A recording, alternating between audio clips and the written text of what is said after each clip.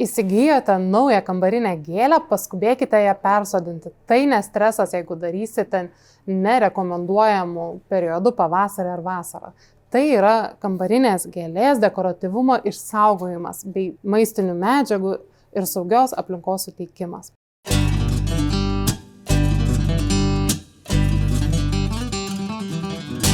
Kodėl verta persodinti kambarinę gėlę ilgai nedėlsus? Kadangi gėlės prekyboje yra auginamos ir parduodamos transportavimui skirtuose nedideliuose plastikiniuose vazonuose, kur dekoratyvumą išlaiko gana trumpą laiką. Tad įsigijus šią gėlę, persodindami, nesuteiksite jai streso, o kaip tik aprūpinsite maisto medžiagomis, erdvę augti bei išsaugosite jos dekoratyvumą. Kambarinėms gėlėms persodinti rekomenduoju naudoti kambarinių gėlių žemės su perlitu, kadangi jo gausa užtikrina kambarinių gėlių šaknims puikią oro cirkuliaciją bei tinkamą vandens balansą.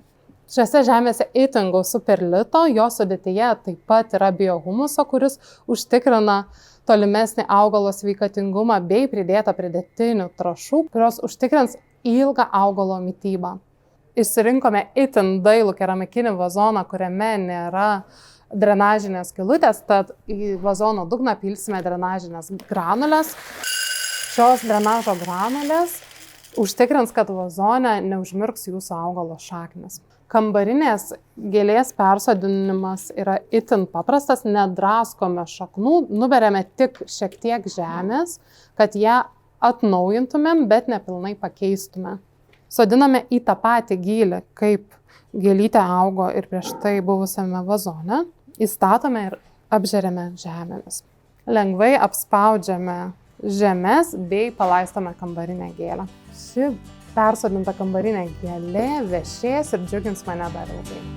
Prenumeruokite mūsų kanalą bei raskite daugiau naudingų patarimų, kaip užsiauginti gausų paprikų ar pomidorų derlių.